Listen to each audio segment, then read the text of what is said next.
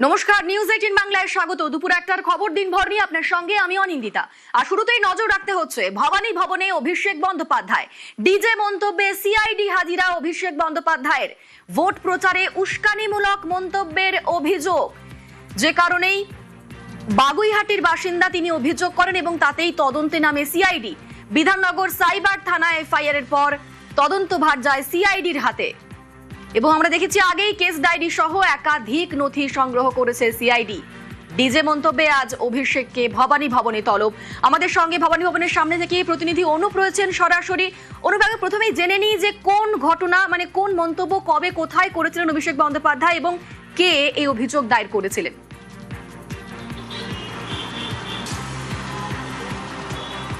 ভোটের সময় যে উস্কানিমূলক মন্তব্য, ডিজে মন্তব্য, যার পরিপ্রেক্ষিতে অভিষেক বন্দ্যোপাধ্যায় তাকে তলব করা হয়েছে এবং দেখা যাচ্ছে প্রথম তিনি যে মন্তব্য করেন ভগবানপুর একটি জনসভায়, যেখানে রাজনৈতিক জনসভায় তিনি উস্কানিমূলক মন্তব্য করেন এমনটা অভিযোগ। পরবর্তী ক্ষেত্রে মগরাহাট এবং আরামবাগ এই দুটি জায়গায় একই রকম জনসভায় তিনি মন্তব্য করেন। তিনি মন্তব্য করেছিলেন যে 4 তারিখে ভোট গণনার পরবর্তী ক্ষেত্রে সন্ধ্যা হতে হবে না, দুপুর 1টার মধ্যে গণনা ফল প্রকাশ্যে আসবে এবং রবীন্দ্রসঙ্গীতের মাঝে ডিজে বাজানো হবে। এবং সেখান থেকে বাগুইহাটির এক বাসিন্দা রাজীব সরকার তিনি বিধাননগর সাইবার ক্রাইম থানায় লিখিত মর্মে অভিযোগ দায়ের করেন। যে অভিযোগের ভিত্তিতে প্রথম বিধাননগর সাইবার ক্রাইম থানায় পুলিশ তদন্ত নামে, তারপরে সিআইডি তদন্তভার নেওয়ার পরে কেস ডায়েরি কিন্তু হ্যান্ড ওভার করা হয় এবং তার পরবর্তীতে দেখা গেল অভিষেক বন্দ্যোপাধ্যায় তৃণমূলের সাধারণ সম্পাদক, দলের সাংসদ, তাকে তলব করা হয় এবং দেখা গেল আজকে ঠিক 11:56 নাগাদ অভিষেক বন্দ্যোপাধ্যায় তিনি এসে পৌঁছন। ইতিমধ্যেই অভিষেক বন্দ্যোপাধ্যায় তাকে জিজ্ঞাসাবাদ করা হচ্ছে এবং কোথাও থেকে তিনি মনে করেছিলেন যে যিনি অভিযোগ করে রাজীব সরকার, যে গোটা এই যে মন্তব্য সেটা উস্কানিমূলক মন্তব্য। তার কারণ বিরোধীদের উদ্দেশ্য করেই তিনি কিন্তু এমনটা মন্তব্য করেছেন এবং তিনি ভেবেছিলেন তৃণমূল ক্ষমতায় আসবে এবং বিরোধীদের উপরে এরকমভাবে আক্রমণ, হেনস্থা, ভয় দেখানো হয়েছিল, এমনটা অভিযোগ করার পরবর্তী ক্ষেত্রে অভিষেক বন্দ্যোপাধ্যায় তাকে ইতিমধ্যেই তলব করা হয়েছে। সিআইডির পক্ষ থেকে ইতিমধ্যেই অভিষেক বন্দ্যোপাধ্যায়কে দীর্ঘ জিজ্ঞাসাবাদ করা হচ্ছে এবং ডিজিটাল এভিডেন্স হিসাবে যে সমস্ত রাজনৈতিক মঞ্চে তিনি এই মন্তব্য করেছিলেন সেই ভিডিও দেখিয়েই তাকে জিজ্ঞাসাবাদ করা হচ্ছে এবং তার যে বডি ল্যাঙ্গুয়েজ ছিল, উস্কানিমূলক হুমকি দেওয়া হচ্ছে বলে এমনটা অভিযোগপত্র লেখা হয়েছে। এবং এই বডি ল্যাঙ্গুয়েজ কেমন ছিল যখন তিনি এই মন্তব্য করেন এবং কেন মন্তব্য করেছিলেন, তাহলে কি সত্যি? একেবারেই অনুপ, সঙ্গে থাকো, সেই মন্তব্য শুনবো। 3 জায়গায় তিনি ডিজে মন্তব্য করেছিলেন ভোট প্রচারে গিয়ে, আরামবাগ, ভগবানপুর, মগরাহাট। আরামবাগ, ভগবানপুরে ঠিক কি বলেছেন অভিষেক বন্দ্যোপাধ্যায় শোনাবো একবার। আমি অমিত শাহকে বলবো, গুজরাটের কোন গুন্ডা এসে বাঙালিকে ভয় দেখানোর মতো এখনো সৎ সাহস ভারতের মাটিতে কারোর জন্ম হয়নি। আর আপনার যদি বুকের পাটা থাকে আর আপনি যদি বাপের বেটা হন, 4 তারিখ দুপুরে কলকাতায় আর বাংলায় থাকবেন, 12টার পর দেখা হবে অমিত শাহ, কথা দিয়ে যাচ্ছি। 4 তারিখ সন্ধ্যে অবধি অপেক্ষা করতে হবে না, 1টার পর থেকে ডিজে বাজবে রবীন্দ্রসঙ্গীতের সুরে। কে কত বড় নেতা আমি তালিকা তৈরি করে রেখেছি, ব্লক ধরে ধরে, পঞ্চায়েত ধরে ধরে, সুদে আসলে হিসেব হবে। 4 তারিখ 12টার পরে কোন জল্লাদের কত ক্ষমতা আর কার দিল্লির বাবা কাকে বাঁচাতে আসে আমি 4 তারিখ দেখব। এই মন্তব্যের প্রেক্ষিতেই মামলা। বেলা 12টায় অভিষেককে ভবানী ভবনে তলব করা হয়েছিল। সকাল 11:44 নাগাদ ভবানী ভবনের উদ্দেশ্যে রওনা দেন অভিষেক বন্দ্যোপাধ্যায় আর সকাল 11:57 ভবানী ভবনে পৌঁছন অভিষেক বন্দ্যোপাধ্যায়। আমাদের সঙ্গে সরাসরি অনুপ রয়েছেন প্রতিনিধি। অনুপ, এখনো পর্যন্ত 1 ঘন্টা অতিক্রান্ত, ভেতর থেকে কি খবর পাওয়া যাচ্ছে এবং তুমি যেমনটা বলছিলে ডিজিটাল এভিডেন্স, এই ডিজিটাল এভিডেন্স কতটা গুরুত্বপূর্ণ?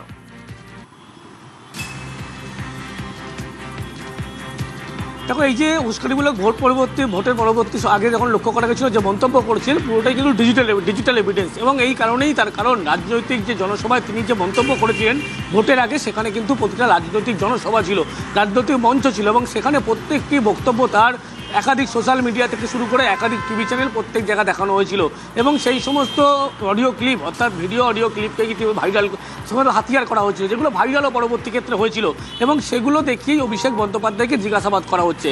মূলত আজকে যে জিজ্ঞাসাবাদ প্রক্রিয়া সিআইডি থেকে করা হচ্ছে, গোটা জিজ্ঞাসাবাদ প্রক্রিয়ায় যে ডিজিটাল এভিডেন্স ইতিমধ্যেই তদন্তকারী সংস্থা সিআইডি যারা জোগাড় করেছিল সেগুলোই কিন্তু খতিয়ে দেখা হচ্ছে। এবং তার সেদিনকে যে বডি ল্যাঙ্গুয়েজ ছিল, কি অঙ্গভঙ্গিতে তিনি এরকম মন্তব্য করেছিলেন, তাহলে উদ্দেশ্য কি এই অঙ্গভঙ্গি যেমনভাবে করেছিলেন তাহলে খারাপ উদ্দেশ্য ছিল, অর্থাৎ বিরোধীদের আক্রমণ করতে গিয়ে পরবর্তী ক্ষেত্রে যখন 4 তারিখে তৃণমূল ক্ষমতা আসলে মারধর করা থেকে শুরু করে খুনের রাজনীতি, এই সমস্ত বিষয় নিয়েই কিন্তু অভিষেক বন্দ্যোপাধ্যায়কে দফায় দফায় জিজ্ঞাসাবাদ করা হচ্ছে। তিনি নির্ধারিত সময়ের আগে যেমন এসে পৌঁছেছেন, তার পরবর্তী ক্ষেত্রে লক্ষ্য করা গেল তাকে ইতিমধ্যেই জিজ্ঞাসাবাদ পর্ব সিআইডির আধিকারিক তারা করছে। তার কারণ এই সমস্ত রাজনৈতিক মঞ্চে যে ডিজিটাল এভিডেন্স যারা জোগাড় করেছিল, একাধিক তিনি মন্তব্য করেছিলেন, যেখানে স্বরাষ্ট্রমন্ত্রীকে উদ্দেশ্য করে তিনি বলেছিলেন, অমিত শাহকে উদ্দেশ্য করে 4 তারিখে যাতে তিনি রাজ্যে থাকেন এবং 4 তারিখে 1টার মধ্যে ফলাফল বেরোবে। এবং মানুষকে উদ্দেশ্য করে তিনি বলেন যে 4 তারিখে ফলাফলের পরবর্তী ক্ষেত্রে রবীন্দ্রসঙ্গীতের মাঝে তিনি ডিজে বাজাবেন। এই যে গোটা ঘটনা, সেটা কোথাও থেকে মনে করা হচ্ছে উস্কানিমূলক মন্তব্য, ভোটে ভয় দেখানোর জন্য, ভোটারদের প্রভাবিত করার জন্য এবং বিরোধী দলের নেতাদের বা কর্মীদের প্রভাবিত করার জন্যই কিন্তু এই মন্তব্য করা হয়েছিল। এবং সেই কারণেই অভিষেক বন্দ্যোপাধ্যায়কে সেই সমস্ত ভিডিও ক্লিপ দেখিয়ে, যে তার অঙ্গভঙ্গি দেখিয়ে যে বডি ল্যাঙ্গুয়েজ ছিল, তাহলে কি উদ্দেশ্য করে এগুলো করেছিল, এই বিষয় নিয়ে কিন্তু অভিষেক বন্দ্যোপাধ্যায়কে এই মুহূর্তে সিআইডির পক্ষ থেকে তারা জিজ্ঞাসাবাদ চালাচ্ছে। যিনি অভিযোগ করেছেন রাজীব সরকার, তিনি কি বলছেন তার বক্তব্য শোনাই একবার। একজন এমপি, যে কোনো এমএলএ তারা কখনোই এইরকম উত্তেজনামূলক ভাষণ ভোটের সময়, বিশেষ করে ভোটের সময় দেওয়া যায় না, যেখানে ওনারা বলছেন যে আমরা দেখে নেবো 4 তারিখের পরে ডিজে বাজাবো, বা যে এই ধরনের যে কোনো বক্তব্য বলা যায় না। ইডি সিআইডি সাঁড়াশি চাপে রয়েছেন অভিষেক বন্দ্যোপাধ্যায়, কারণ গত 2 দিন দেখলাম জিজ্ঞাসাবাদ হয়েছে আর আজকেও জিজ্ঞাসাবাদের মুখে অভিষেক বন্দ্যোপাধ্যায়। আমাদের সঙ্গে সরাসরি অনুপ রয়েছেন। অনুপ, 3 দিন 3টে মামলায় জিজ্ঞাসাবাদ, একবার জেনে নেবো তোমার থেকে।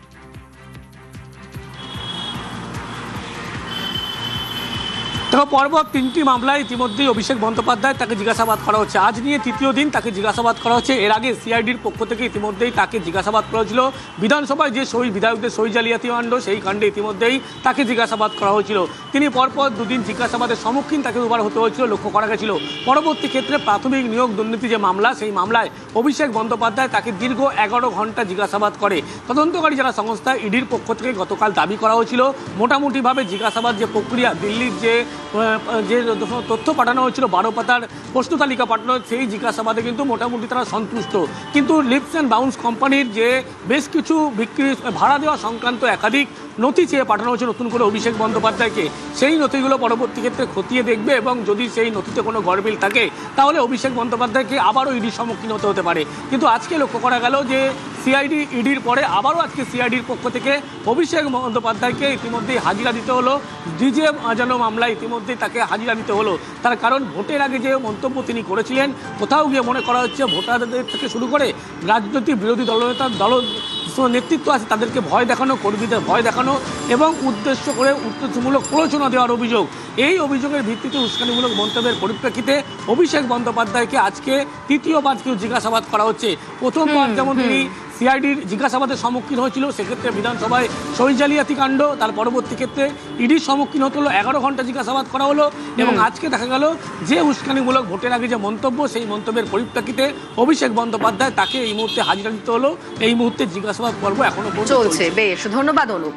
ফের অভিষেকের গ্রেফতারির দাবিতে সরব দিলীপ ঘোষ।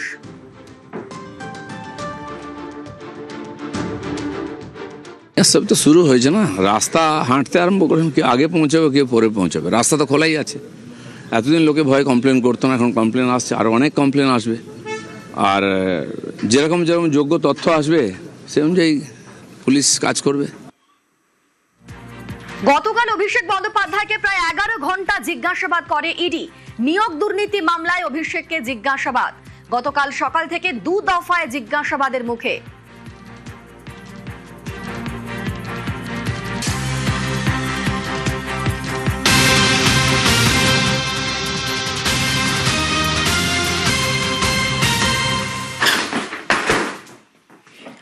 এই মুহূর্তে ভবানী ভবনে রয়েছেন অভিষেক বন্দ্যোপাধ্যায়, কিন্তু অভিষেক বন্দ্যোপাধ্যায়ের বাড়িতে পুরো আধিকারিকরা, কালীঘাট রোডের যে বাড়ি অভিষেক বন্দ্যোপাধ্যায়ের, সেই বাড়িতে পুরো আধিকারিকরা। আরো একবার জানাবো আপনাদের, অভিষেক বন্দ্যোপাধ্যায়ের বাড়িতে পুরো আধিকারিকরা, কালীঘাট রোডের যে বাড়ি, সেই বাড়িতে পুরো আধিকারিকরা পৌঁছেছেন। ডিজে মন্তব্যের জন্য অভিষেক বন্দ্যোপাধ্যায়কে তলব করা হয়েছে ভবানী ভবনে। সেই তলবে ভবানী ভবনে গিয়েছেন অভিষেক বন্দ্যোপাধ্যায়। 12টার আগেই তিনি পৌঁছে যান। সেখানে জিজ্ঞাসাবাদ চলছে, 1 ঘন্টা অতিক্রান্ত জিজ্ঞাসাবাদ চলছে অভিষেক বন্দ্যোপাধ্যায়কে। এদিকে কালীঘাটের অভিষেক বন্দ্যোপাধ্যায়ের যে বাড়ি, সেখানে পৌঁছেছেন পুরো আধিকারিকরা। আমাদের সঙ্গে সেখান থেকে সরাসরি সান্নিক রয়েছেন প্রতিনিধি। সান্নিক, কালীঘাট রোডের বাড়িতে পুরো আধিকারিকরা কি কারণে?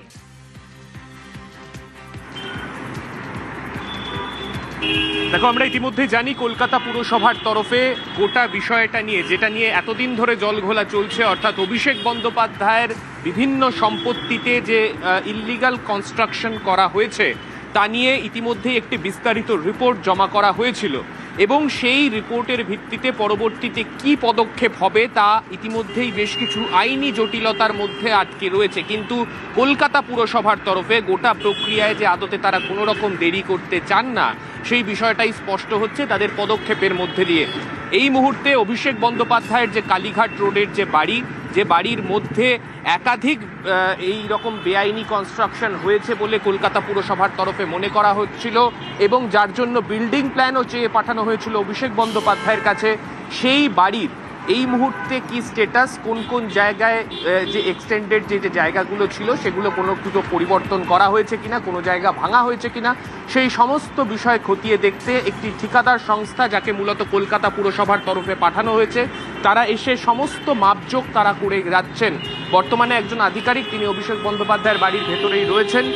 যে অংশে কলকাতা পুরসভা মনে করছিল যে বিল্ডিং প্ল্যান তার বহির্ভূতভাবে সেই জায়গায় এক্সটেনশন করা হয়েছে, সেই জায়গাগুলো মূলত তারা মাপজোক করছেন। একটা ছোট্ট উদাহরণ দিই তোমাকে। অভিষেক বন্দ্যোপাধ্যায়ের কালীঘাট রোডের বাড়ির ঠিক সামনেই একটা দলীয় এইরকম সৌধ করা রয়েছে। সেই জায়গাটিও কলকাতা পুরসভার নজরে, আদতে কোনো রকম তার জন্য অনুমোদন নেওয়া হয়নি, অথচ রাস্তার ওপরে এইরকম একটা স্ট্রাকচার তৈরি করা হয়েছে। তাই এই বিষয় নিয়েও নোটিশে যে কটি জায়গার উল্লেখ ছিল, যে কটি কনস্ট্রাকশনের উল্লেখ ছিল, তার মধ্যে এটিও অন্যতম বলে কলকাতা পুরসভা মনে করছিল। তাই এই জায়গারও কিছুক্ষণ আগে মাপজোক করে গেলেন পুরো আধিকারিক এবং তারপরে তিনি বর্তমানে বাড়ির ভেতরে যে অংশে মনে করছেন কলকাতা পুরসভার আধিকারিকরা যে এক্সটেনশন হয়েছে, সেই জায়গাগুলো বর্তমানে মাপজোক চলছে। তবে এখন সান্নিক, তাহলে কি যে এই ভাঙার পর্বর আগেই এই মাপজোক পর্ব চলছে? একেবারেই সেই প্রশ্নই উঠছে, কেননা একদিকে অভিষেক বন্দ্যোপাধ্যায় সিআইডির হাজিরার মুখোমুখি, সিআইডিতে তিনি জেরার সম্মুখীন হয়েছেন, ঠিক সেই সময় তার বাড়িতে এই মাপজোক চলছে, যা আদতে সেই জল্পনাকেই উস্কে দিচ্ছে যে খুব শীঘ্রই কলকাতা পুরসভার তরফে তার বাড়ি যে জায়গায় নিয়ম বহির্ভূতভাবে এক্সটেনশন করা হয়েছে, সেই জায়গা কিন্তু ভবিষ্যতে অনতি দূরেই কিন্তু সেটা ভাঙা হতে চলেছে, তেমনটাই কিন্তু আপাতত মনে করা হচ্ছে। অনিন্দিতা, বেশ, আপাতত সঙ্গে থাকো সান্নিক। আরো একবার জানাই, অভিষেক বন্দ্যোপাধ্যায়ের বাড়িতে পুরো আধিকারিকরা পৌঁছে গিয়েছেন। কালীঘাট রোডের যে বাড়ি, সেই বাড়িতে পুরসভার অফিসাররা পৌঁছেছেন। অনুমোদন ছাড়া নির্মাণের অভিযোগ, বেআইনি নির্মাণের মাপজোকে পুরো আধিকারিকরা।